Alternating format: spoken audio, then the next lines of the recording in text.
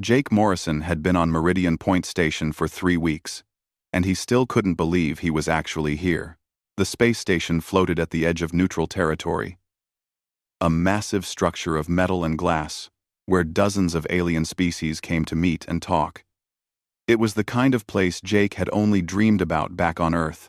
He was part of the human diplomatic team, the youngest member by far.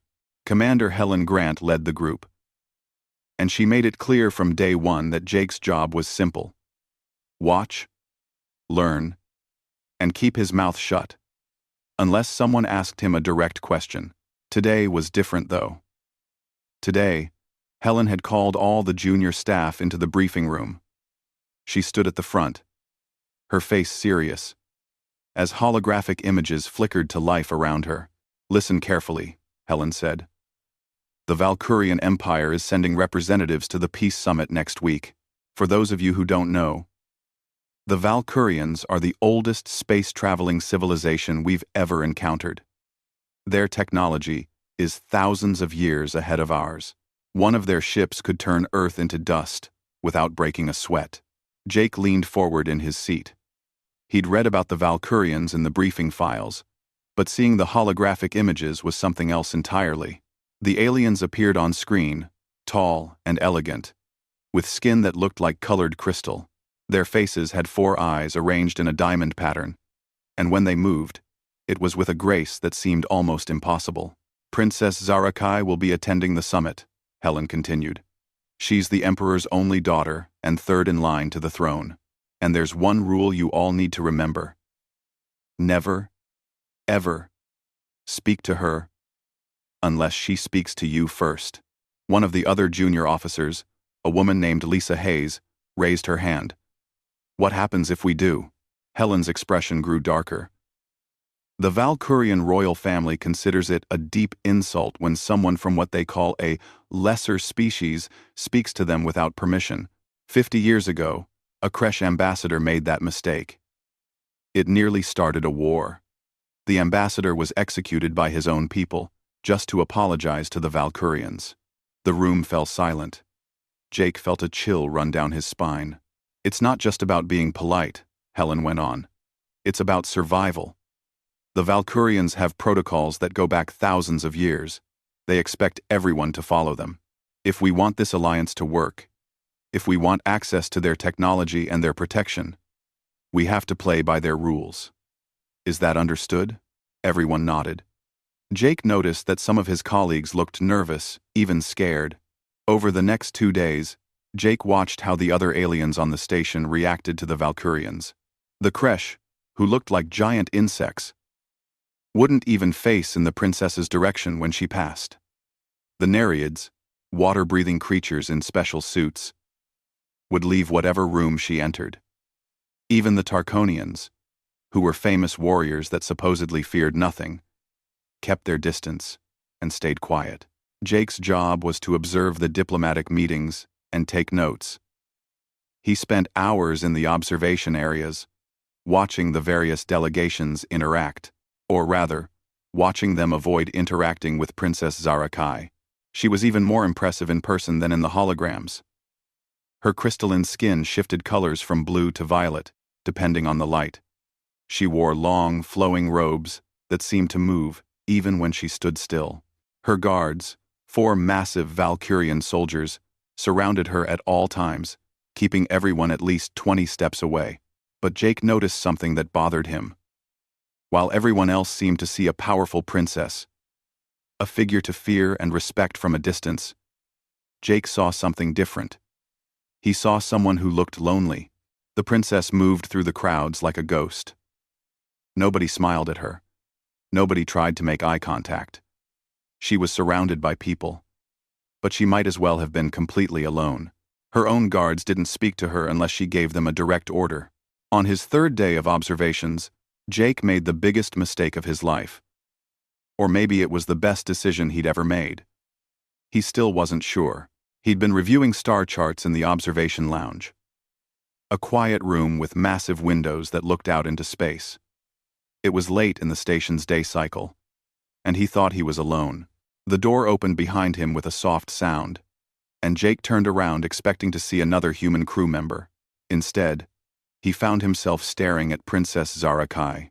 She stood in the doorway, her 4 eyes focused directly on him. Her guards flanked the entrance, but didn't come inside. For a moment that seemed to stretch forever, neither of them moved. Jake's mind raced. The protocols said he should look away immediately. He should bow his head, back out of the room, and leave without saying a word. That was the safe thing to do. That was what everyone else did, but something stopped him.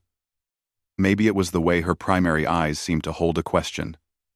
Maybe it was the loneliness he'd seen in her over the past days. Maybe he was just tired of watching everyone treat another living being like she was made of glass instead of flesh and blood. Before he could think better of it, before his training could override his instincts, Jake smiled. Not a diplomatic smile or a formal gesture, but a real, genuine, warm smile. The kind of smile you'd give a friend. Princess Zarakai's crystalline features shifted. Colors rippled across her face in patterns Jake couldn't interpret. Her guards tensed visibly, their hands moving toward their weapons. Jake felt his heart hammering in his chest. He'd just broken the most important rule. He might have just started an intergalactic incident. Then the princess did something that made time seem to stop. Her features shifted again, and she smiled back at him. It wasn't a human smile. Not exactly. The movement of her face was different. Alien. But the meaning was unmistakable. For 3 full seconds, they just stood there, smiling at each other like 2 people who'd found something unexpected and precious. Then the princess turned and left, her robes flowing behind her.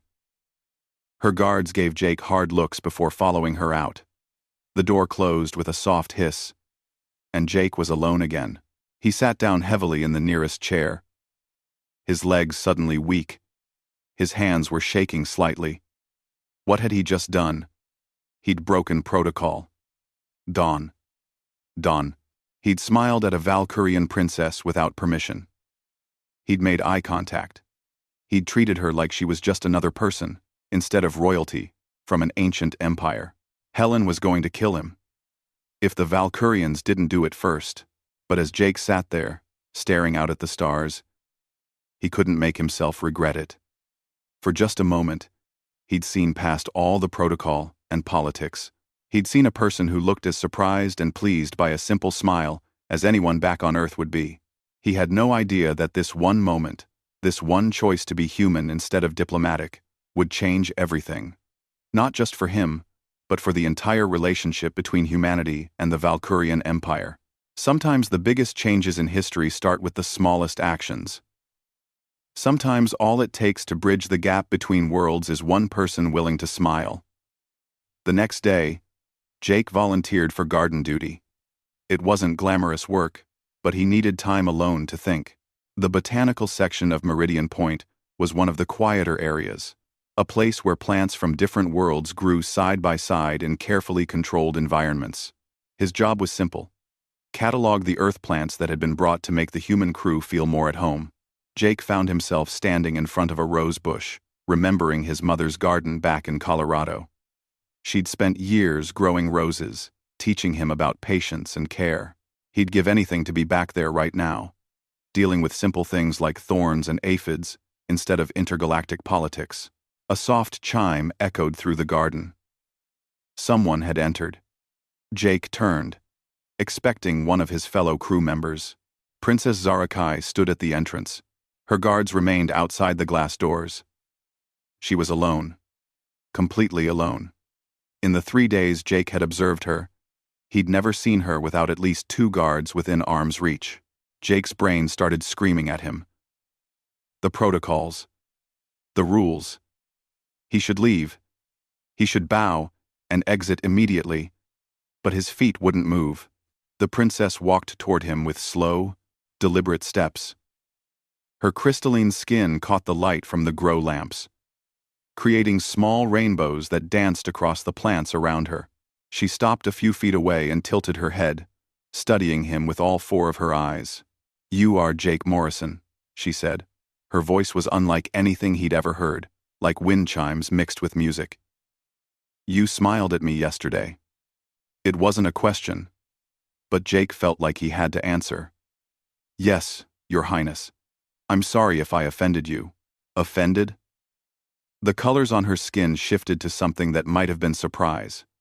In 3 cycles on this station, you are the first being to look at me like I was a person instead of a statue. Why would that offend me? Jake relaxed slightly. At least he wasn't about to be arrested or worse. Where I come from, everyone deserves to be seen as who they are, not just what they are. You looked lonely, and that made me sad.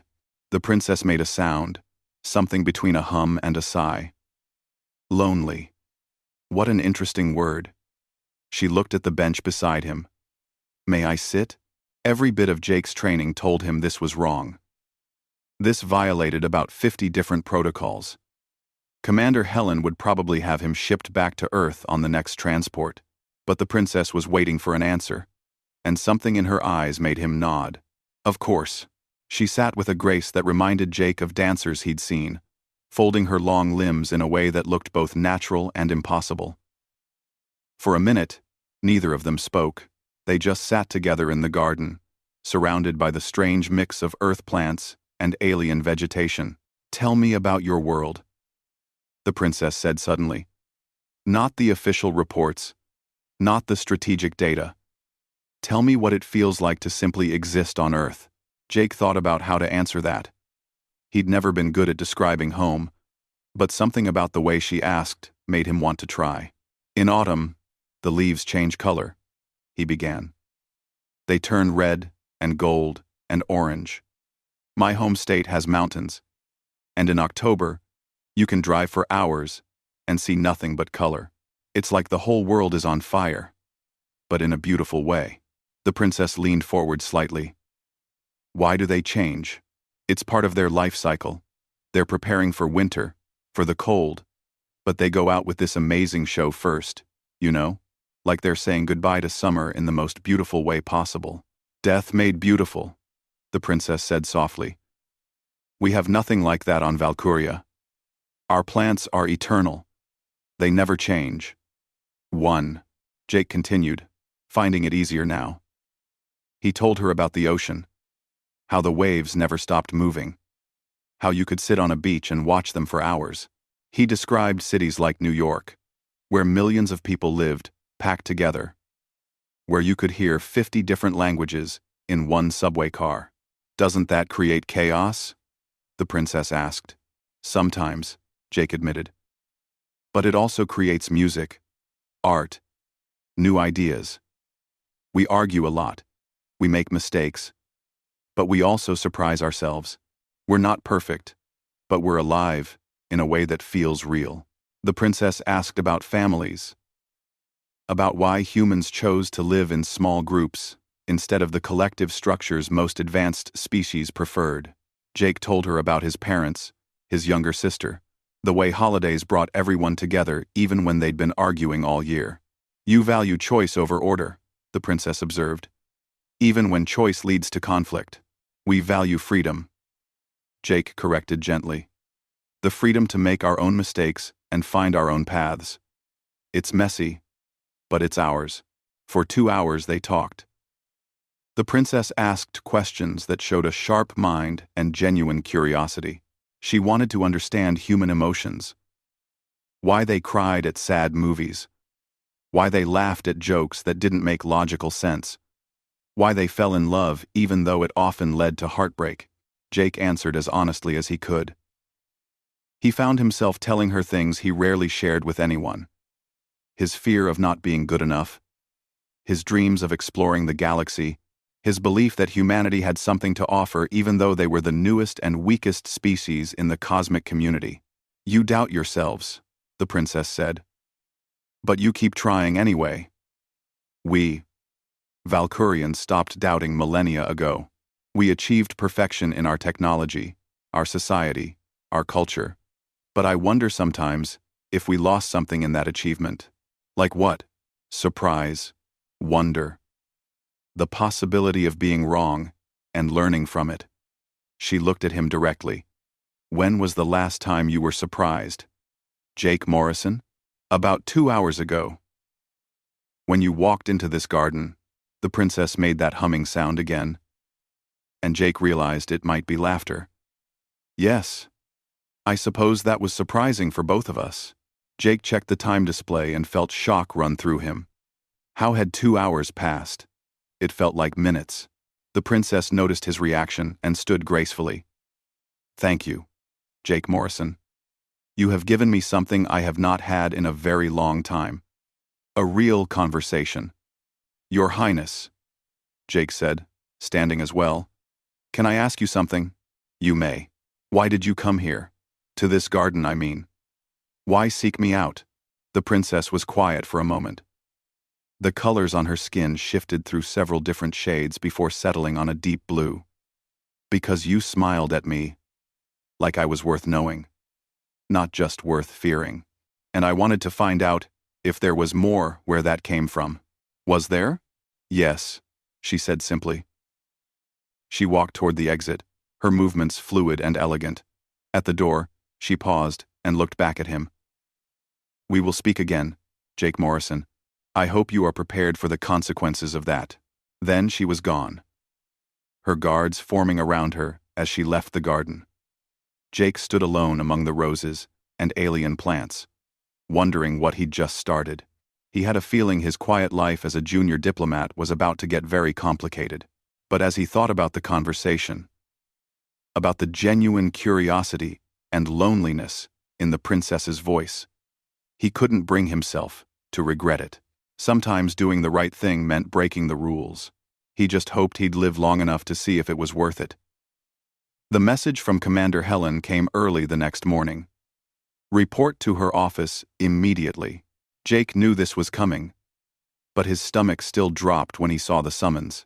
Helen's office was small and functional, with a desk, 2 chairs, and a large window showing the stars beyond the station. When Jake entered, she was pacing back and forth like a caged animal. She didn't look angry, though. She looked nervous, which was somehow worse. Sit down, Helen said, not looking at him. Jake sat. What did you say to her? Helen asked. Her voice was tight, controlled. I told her about Earth, about autumn leaves and oceans and cities. She asked questions, and I answered them. Jake met her eyes. That's all. That's all? Helen stopped pacing and stared at him. Jake, do you have any idea what you've done? Princess Zara Kai has requested your presence at the formal summit dinner tonight. Not as a junior officer, not as part of the background staff, as her conversation partner. The words hung in the air between them. Jake had read enough about Valkyrian culture to know what that meant. That's a big deal. Isn't it? A big deal? Helen let out a short, sharp laugh. In Valkyrian culture, a conversation partner is someone the royal family considers their intellectual equal. In their entire history, only 3 other species have ever been honored with that designation. And now you, a 26-year-old lieutenant with 3 weeks of diplomatic experience, are being given that title. I didn't ask for it. I know you didn't. Helen sat down in her chair, rubbing her temples. But now, we have to deal with it. Jake, the Valkyrian Empire has technology that could change everything for humanity. Medical advances that could cure diseases we've been fighting for centuries. Faster than light drives that would make ours look like toys. Knowledge that could accelerate our development by hundreds of years. Our entire mission here is to establish a real alliance with them. And I complicated things. No. Helen looked up at him, and there was something different in her eyes now. You did something our trained diplomats have been trying to accomplish for decades. You made a real connection. But Jake, you need to understand the stakes. There are factions within the Valkyrian court who don't want any real alliance with younger species. They see us as primitive, barely worth their notice. If you make a mistake tonight, if you embarrass the princess or insult their culture, it could set back human-Valkyrian relations by generations. So what do? You go to the dinner. You be yourself. because apparently that's what worked. But be careful. Watch what you say. Think before you speak. Helen's expression softened slightly. And Jake, try not to start an intergalactic incident. That evening, Jake found himself being escorted to the grand dining hall by two human security officers who looked as uncomfortable as he felt. He'd been given formal diplomatic attire, a suit that felt stiff and foreign compared to his usual uniform. The dining hall was enormous, with a ceiling that showed the stars above through some kind of transparent material. Tables were arranged in a careful pattern, with each species delegation seated at calculated distances from the others. But the central table, the one with the best view of the observation windows, held only 2 chairs. Princess Zarakai was already seated. She wore robes even more elaborate than before, covered in patterns that seemed to move and shift in the light. When she saw Jake, she gestured to the empty chair beside her. Every eye in the room followed him as he walked to the table. He could feel the weight of their stares, the shock and confusion from dozens of species who couldn't understand why a human was being given such an honor. "Good evening, Jake Morrison," the princess said as he sat. "I hope you are prepared for attention." "I noticed," Jake said, trying to keep his voice steady. "Your Highness, I have to ask, why are you doing this? Why give me this title? Because titles mean nothing if they are given only to those who expect them." The princess gestured to the servers, who began bringing food to their table. "And because I wanted to see what would happen if I chose connection over protocol. My father taught me that the Empire's strength comes from tradition, but perhaps it is time to discover if tradition is strong enough to bend without breaking." The meal was complex. Each dish came with an explanation of its cultural significance, its place in Valkyrian history. Jake tried everything, even the items that looked nothing like any food he'd ever seen. The princess seemed pleased by his willingness to try new things, but beneath the formal dinner conversation, Jake could sense tension building in the room. Some of the Valkyrian nobles at other tables were watching them with expressions that didn't need translation. They were angry. About halfway through the meal, a group of Valkyrian nobles stood and approached their table. The leader was a tall male with silver-tinted skin, and the look on his face made Jake's instincts scream danger. The noble spoke in the Valkyrian language, his voice harsh and cutting. Jake couldn't understand the words, but the anger was clear. Around the room, other species were watching nervously. Human security personnel were moving into position, and Jake saw Commander Helen speaking urgently into a communicator. Princess Zarakai stood, and when she did, the temperature in the room seemed to drop. She responded in Valkyrian, her voice sharp and commanding. The exchange grew heated, with the noble gesturing angrily at Jake while the princess stood her ground. Jake remained seated, trying to look calm even though his heart was racing. He'd been in tense situations before, but never anything like this. One wrong move and people could die. Maybe a lot of people. The princess and the noble argued for what felt like hours, but was probably only a few minutes. Finally, the princess turned to Jake and spoke in English, her voice loud enough for the entire hall to hear. "Lord Kreshvar believes that by naming you as my conversation partner, I have insulted our ancient traditions. He says you are unworthy of such an honor. He demands that you prove your value through a test of intellect, a formal challenge before the assembled delegates." She paused. "Do you accept?" Jake looked at the noble, whose 4 eyes were fixed on him with clear contempt. He looked at Commander Helen, who was pale but nodding slightly. He looked at the princess, and in her eyes he saw an apology but also hope. This was a trap. Lord Kreshvar clearly expected him to fail, to prove that humans didn't deserve to be taken seriously by the Valkyrian Empire. If Jake refused, he'd look like a coward. If he accepted and lost, he'd embarrass not just himself, but all of humanity. But if he refused, the princess would be the one who looked foolish for choosing him. She'd taken a risk on him, made herself vulnerable by breaking with tradition. He couldn't let her face the consequences alone. Jake stood up, meeting Lord Kreshvar's eyes directly. I accept your challenge." The noble's expression shifted to something that might have been satisfaction. The princess's colors rippled with emotion Jake couldn't quite read. Around the hall, delegates from every species began talking at once, their voices creating a wall of sound. Commander Helen reached Jake's side. "Do you have any idea what you just agreed to?" "Not really," Jake admitted. "But I couldn't let her stand alone. She took a chance on me. Now I have to prove she was right to do it." Helen looked like she wanted to argue, but instead she just sighed. "Then, we'd better prepare you. The challenge is tomorrow morning. That gives us about 12 hours to teach you everything we know about Valkyrian philosophy, history, and culture. 12 hours to master thousands of years of knowledge?" Jake felt his stomach sink. "That's impossible." "Probably," Helen agreed. "But we're going to try anyway, because if you fail tomorrow, it's not just your career that's over. It's humanity's best chance at a real alliance with the most powerful empire in the galaxy." No pressure, Jake thought. No pressure at all. As he followed Helen out of the dining hall, he glanced back once. Princess Zarakai was watching him go, and despite everything, despite the challenge and the danger and the weight of expectations, she smiled at him again. That smile gave him more courage than 12 hours of studying ever could. Jake spent the night reading until his eyes burned.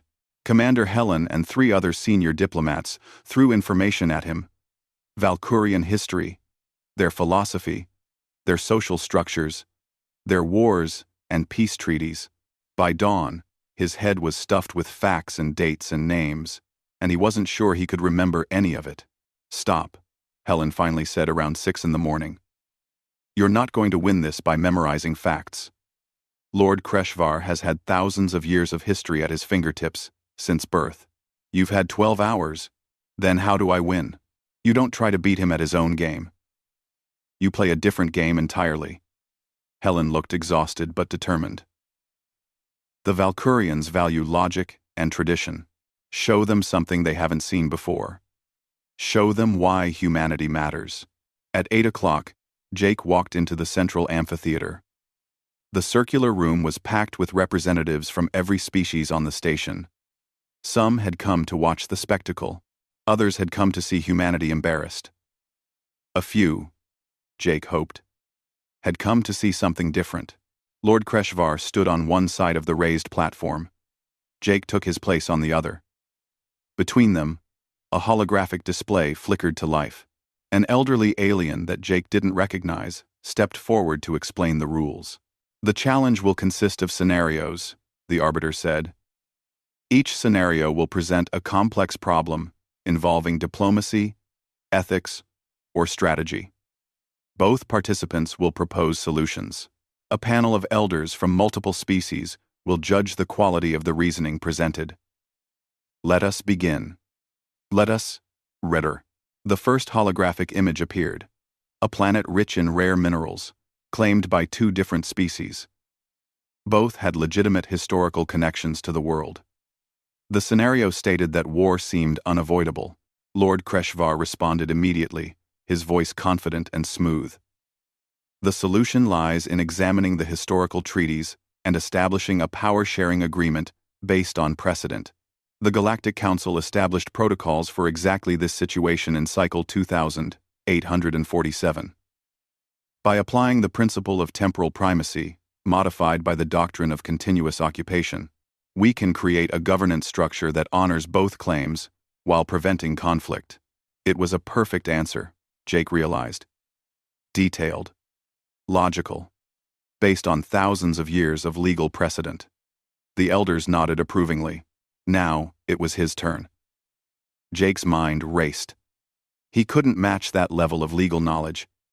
He didn't know the treaties or the protocols, but Helen's words echoed in his head. "Play a different game. The question assumes the planet is what they're really fighting for," Jake said slowly. "But what if we're looking at this wrong? What if instead of dividing the prize, we changed what the prize is? Humans have a saying, don't fight over the pie. Make a bigger pie. With Valkyrian technology and resources.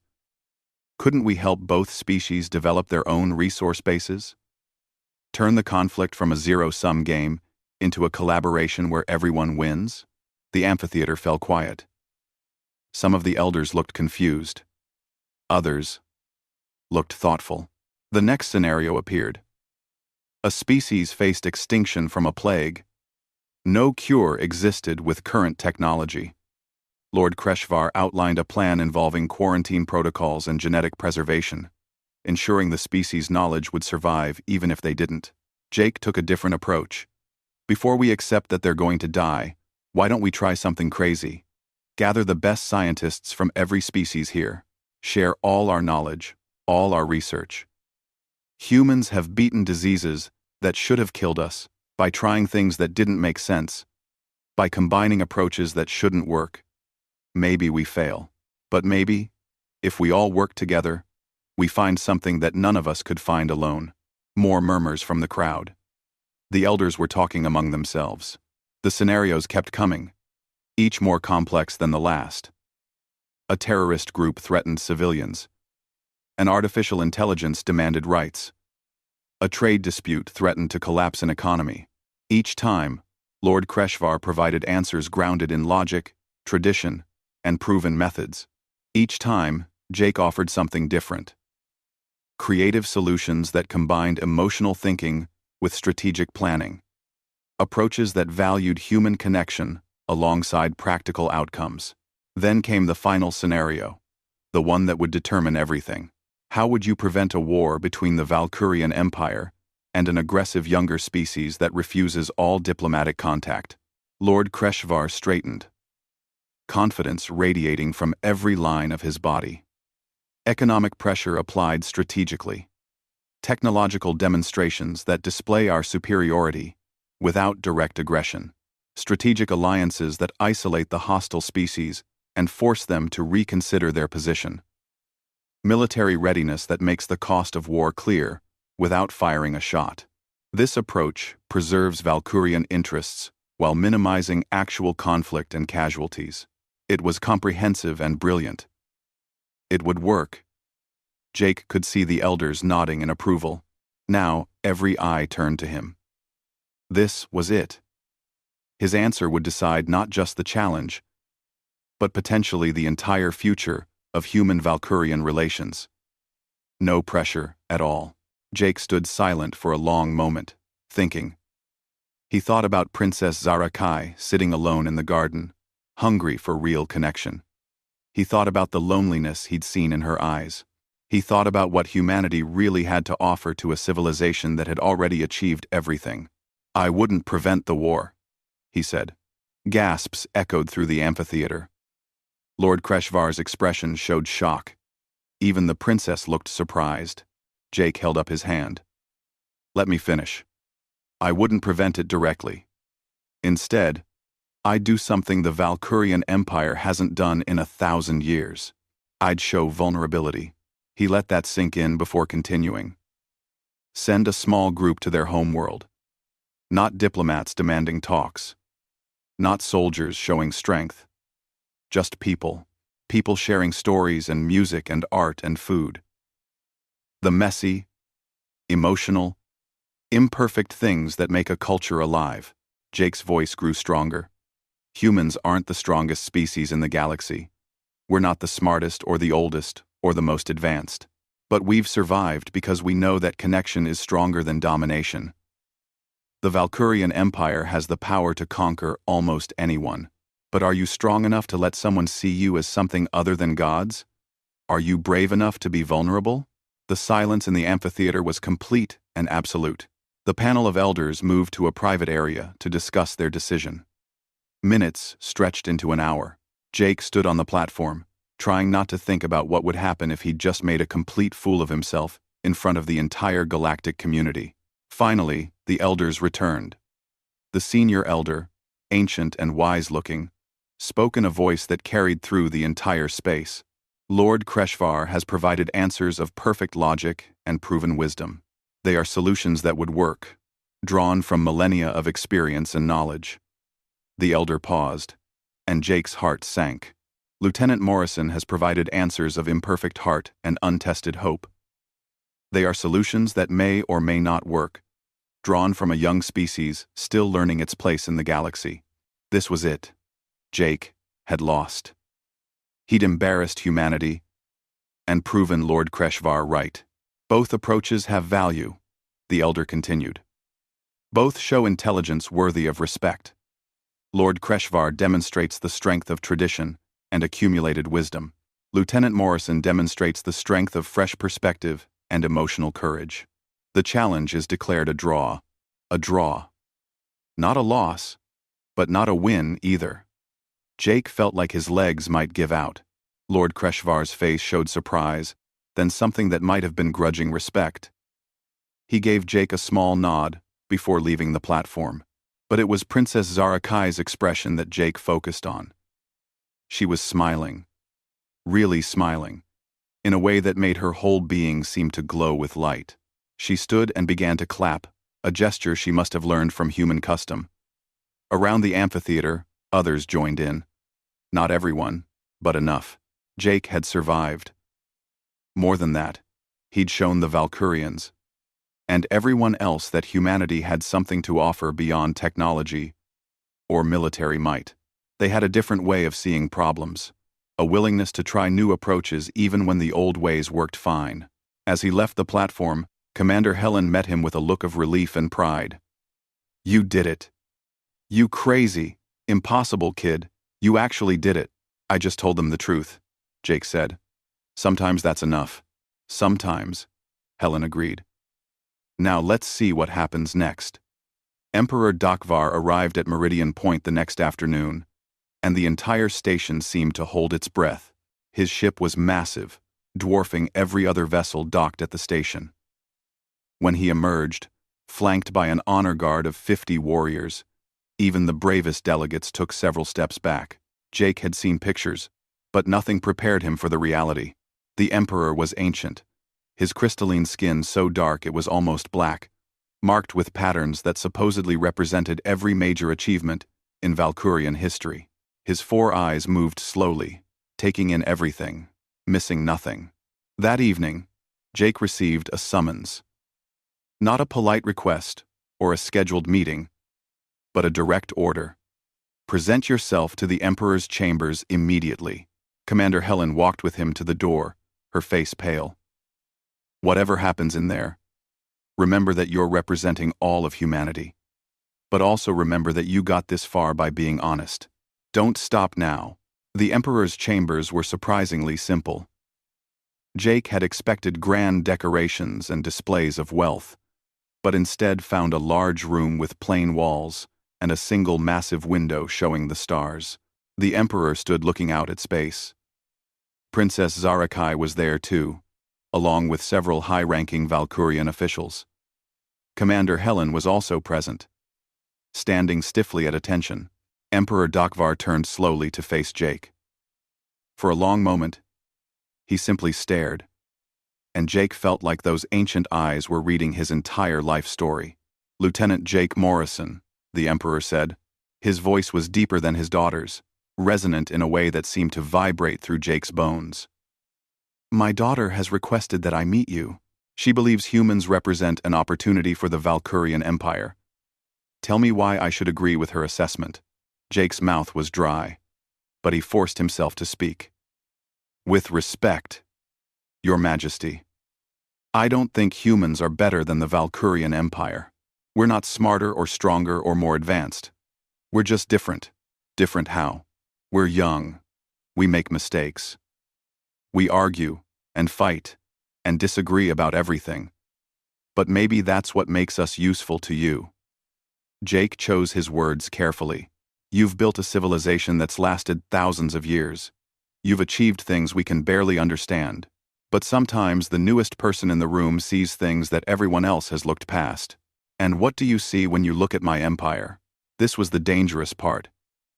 Jake knew he could offend the Emperor, maybe destroy everything he'd worked for. But Helen had said to be honest, and the princess was watching him with those hopeful eyes.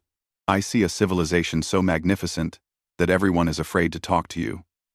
I see incredible power, but also incredible isolation. I see an empire that could last forever, but might become a monument instead of a living culture. Several of the Valkyrian officials made sounds of anger. One stepped forward as if to protest, but the Emperor raised a hand for silence. His dark face was unreadable. "You are either very brave or very foolish, Lieutenant Morrison." "Probably both, sir." The Emperor made a sound, and Jake realized with shock that it was laughter. "My daughter was right about you. You treat her as a person, not as a throne to worship. You treat me as someone worthy of honest words, not as someone to fear and flatter." He turned to Commander Helen. "Your species has courage, Commander Grant. Perhaps more courage than sense, but courage nonetheless." The Emperor moved to face the window again, his hands clasped behind his back. "For 3,000 years, the Valkyrian Empire has stood alone at the top of galactic civilization. We have not needed allies because we have not needed anyone. But my daughter has raised an interesting question. Have we confused not needing others with not being able to connect with them?" He turned back to face Jake and Helen. "Humanity will have its formal alliance with the Valkyrian Empire. We will share technology and knowledge. We will establish trade and cultural exchange. But more importantly, we will try something we have not done in a very long time. We will learn from those younger than ourselves." Jake felt his heart racing. Had he heard that correctly? "Lieutenant Morrison," the Emperor continued, "you will serve as the first human ambassador to the Valkyrian homeworld. My daughter will oversee the exchange program between our species. Perhaps she is right. Perhaps it is time for the oldest civilization to remember what the youngest can teach us." The room erupted in quiet conversation among the Valkyrian officials. Commander Helen looked like she might faint from relief and joy. Princess Zarakai's skin shifted through a rainbow of colors that Jake was learning meant happiness. "Your Majesty," Jake said, finding his voice. "I'm honored. But I have to ask, why? Why take this chance on humans?" The Emperor studied him with those ancient eyes. "Because you smiled at my daughter when everyone else treated her like glass. Because you spoke truth when flattery would have been easier. Because your species has something we lost long ago, the willingness to risk being wrong in order to connect with others. That is worth more than all the technology and power in the galaxy." 3 months later, Jake stood on the surface of Valkyria. The homeworld of the Valkyrian Empire was even more incredible than he'd imagined.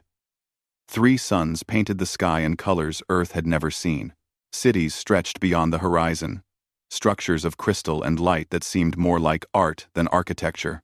And everywhere, Valkyrian citizens moved with that impossible grace, going about their lives in a civilization that had been ancient when humans were still living in caves. Princess Zarakai stood beside him, watching the sunset. She was different now, more relaxed. The protocols that had kept her isolated on Meridian Point didn't apply here in the same way. She could move freely, speak to who she wanted, be herself. "Do you ever regret it?" she asked. "That moment, in the observation lounge, when you smiled, instead of looking away?" Jake thought about everything that had happened. The fear and excitement, the challenge and the triumph, the weight of representing an entire species. He thought about the first group of human students who had just arrived, young people who would live among the Valkyrians and share their music, their art, their messy human emotions. He thought about the Valkyrian scholars who were planning visits to Earth, eager to experience a younger world. "Not for a second," he said. "Good," the princess replied. "Because we have much work to do. The empire is vast and old. Changing even a small part of it will take time. Humans have a saying," Jake offered. "The longest journey begins with a single step." "Then we are fortunate," Princess Zarakai said, her features reflecting the 3 suns in patterns of light, "that you took that first step when you smiled." Below them, in the plaza near the palace, something remarkable was happening. Human exchange students were setting up instruments for a concert. The first human music performance on Valkyria. Valkyrian citizens were gathering to watch, their faces showing curiosity instead of the usual careful neutrality. A young Valkyrian child approached one of the human students, asking questions about the strange instrument he was holding. The student knelt down to explain, smiling. The child smiled back. Around them, more connections were forming. Small moments of genuine interaction that would have been impossible just months ago. Jake watched it all and felt something he hadn't expected. Hope. Real hope for the future. The alliance between humans and Valkyrians would face challenges. There would be misunderstandings, conflicts, moments where old prejudices tried to resurface. But this was a start. A real start. The formal treaties and technology transfers would matter, of course. Humanity would benefit enormously from Valkyrian knowledge. And maybe the Valkyrians would gain something valuable too. But Jake suspected the real value of this alliance wouldn't be measured in trade agreements or scientific advances. It would be measured in moments like this. People from different worlds, choosing to see each other, to connect, to be vulnerable enough, to try understanding someone completely different from themselves. The concert began, human music filling the Valkyrian air. It wasn't perfect. Some notes were off, and the Valkyrian audience didn't always know how to react. But people were listening, really listening, and that was what mattered. Princess Zarakai glanced at Jake, and in her eyes he saw friendship, partnership, and mutual respect. Not because of titles or treaties, but because they'd chosen to see each other as people first. "Thank you," she said softly, "for not listening to the warnings." "Thank you," Jake replied, "for sitting beside me anyway." In the plaza below, a Valkyrian citizen began clapping along with the music, the gesture awkward but genuine. Others joined in. The human students played with more confidence, feeding off the energy of an audience that had learned to appreciate something new. This was humanity's gift to the galaxy, Jake realized. Not power or knowledge, but the simple courage to reach across the darkness between worlds and say, "I see you. I want to know you. Let's build something together." It wasn't the answer the galaxy expected from the youngest species. But maybe that was exactly why it mattered. The three suns set over Valkyria, painting the sky in impossible colors. And on the plaza, humans and Valkyrians made music together, proving that the greatest bridges between worlds are built not with technology, but with the willingness to smile at a stranger and mean it.